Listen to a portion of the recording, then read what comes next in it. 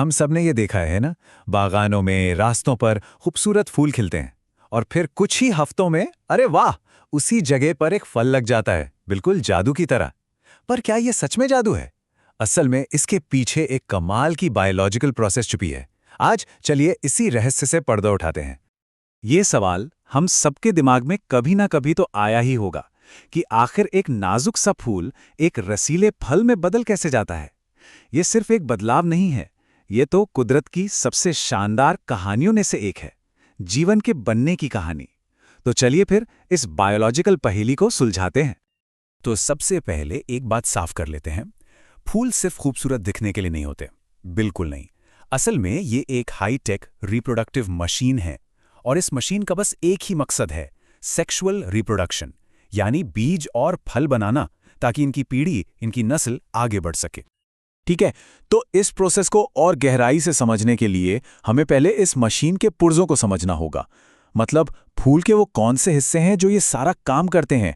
इसे आप इस पूरी मशीनरी का ब्लूप्रिंट मान सकते हैं। इस पूरी प्रक्रिया को ना दो टीमों के बीच एक मैच की तरह सोच सकते हैं। टीम ए है नर भाग यानी पुंकेसर, इसका मेन प्लेयर है परागकोश जो परागकण बनाता है, और टीम बी है मादा भाग यानी स्त्री केसर, इसके अंडाशय में होते हैं बीजांड और यही बीजांड आगे चलकर बीज बनते हैं। अब चलिए जरा नर संरचना पर जूम इन करते हैं।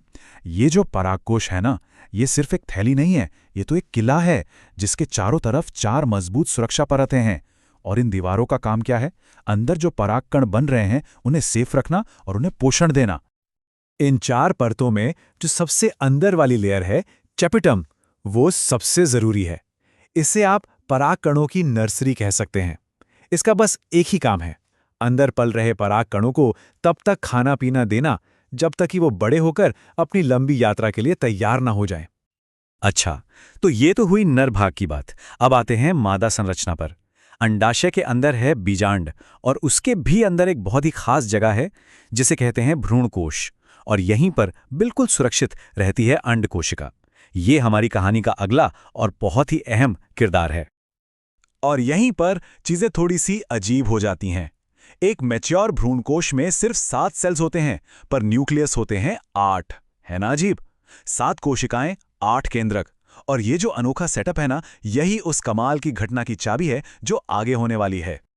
तो ठीक है, अब हमारे मेल और फीमेल सेल्स दोनों तैयार हैं, लेकिन एक बहुत बड़ी प्रॉब्लम है, पौधे चल नहीं सकते। तो फिर ये एक दूसरे तक पहुंचेंगे कैसे? बस यही एंट्री होती है परागण यानी पॉलिनेशन की, जो इस सफर का अगला पड़ाव है। अब इस मुश्किल से निपटने के लिए पौधों के पास अलग अलग स्ट्रैटेजीज हैं। कुछ पौधे तो हवा और पानी के भरोसे रहते हैं, जो कि सच कहें तो एक लॉटरी जैसा है। तभी तो वो बहुत सारे, मतलब लाखों करोड़ों परागकण बनाते हैं। लेकिन दूसरे पौधे ज्यादा स्मार्ट होते हैं। वो जानवरों को अपनी तरफ खींचते हैं। कैसे? बड़े बड़े रंग बिरंगे खुशबूदार फूल और इनाम में मीठा नेक्टर देकर।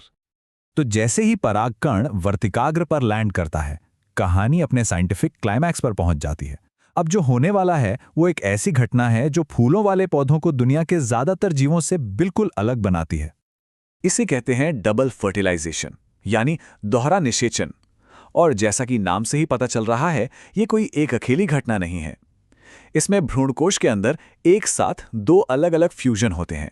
ये प्रोसेस फूलों वाले पौधों में ही देखने को मिलती है। ये उनकी खासियत है। तो होता यह है कि पराग से 2 मेल गैमीट्स यानी नर युग्मक निकलते हैं और दोनों का मिशन अलग अलग है। पहला नर युग्मक अंड कोशिका के साथ फ्यूज होकर बनाता है ज़ाइगोट, मतलब भविष्य का पौधा, और दूसरा नर युग्मक सेंट्रल सेल के साथ फ्यूज होकर बनाता है एंडोस्पर्म, जो कि उस भविष्य के पौधे का लंच बॉक्स है। तो ये सिंपल सा इक्वेशन पूरी कहानी बता देता है। एक फ्यूजन से बना ज़ाइगोट जो आगे चलकर एम्ब्रियो यानी भ्रूण बनेगा, और दूसरे फ्यूजन से बना प्राइमरी एंडोस्पर्म न्यूक्लियस जो उस भ्रूण का फूड सप्लाई बनेगा। कमाल है ना? ये कुदरत का तरीका है एक ही बार में बच्चे को जन्म देना और साथ में उसका लंच बॉक्स भी पैक कर देना। तो फर्टिलाइजेशन तो हो गया, अब इस पूरी कॉम्प्लेक्स प्रोसेस का नतीजा देखने का टाइम है। चलिए अब देखते हैं कि कैसे एक फर्टिलाइज्ड फूल उन फलों और बीजों में बदलता है जिन्हें हम रोज देखते हैं और खाते हैं। एंडोस्पर्म को समझने का सबसे अच्छा तरीका है नारियल। जी हाँ, नारियल। हम जो नारियल पानी पीते हैं ना, वो असल में फ्री न्यूक्लियर एंडोस्पर्म है, और जो सफ़ेद मलाई या गिरी हम खाते हैं वो है सेल्यूलर एंडोस्पर्म। ये पूरा का पूरा उस नन्हे से भ्रूण के लिए एक न्यूट्रिशन से भरा पावर हाउस है। तो फर्टिलाइजेशन के ठीक बाद की सिचुएशन ये है। फूल की ओवरी के अंदर एक फर्टिलाइज्ड ओव्यूल बैठा है।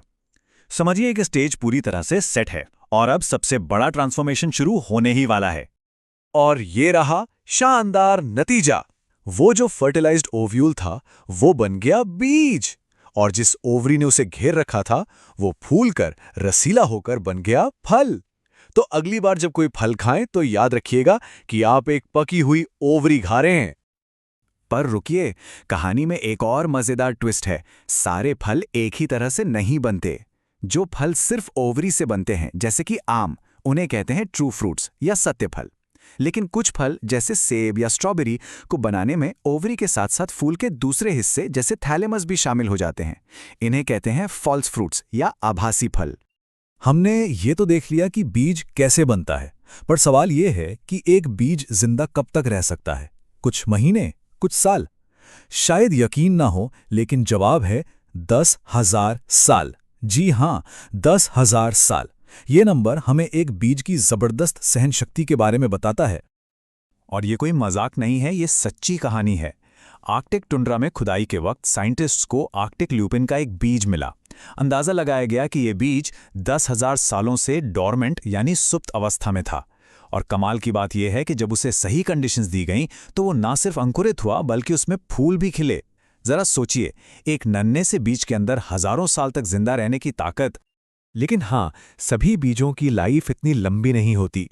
एक तरफ आर्कटिक लुपिन है जो 10,000 साल तक जिंदा रहा, और दूसरी तरफ हैं गेहूं या चावल जैसे पौधे जिनके परागकण तो सिर्फ 30 मिनट में ही अपनी जीवन शक्ति खो देते हैं। इससे पता चलता है कि नेचर में कितनी ज्यादा वैरायटी है। तो अंत में ये पूरी कहानी हमें एक बड़े सवाल पर लाकर खड़ा कर देती है। हमने एक फूल से फल बनने का ये पूरा माइक्रोस्कोपिक चमत्कार देखा। अगर एक छोटा सा बीज अपने अंदर हजारों साल तक जीवन की उम्मीद को संजोकर रख सकता है, तो सोचिए कि उन बड़े बड़े जंगलों और पूरे के पूरे इकोसिस्टम की क्या कीमत होगी जिन्हें हम आज खोने का खतरा उठा रहे हैं।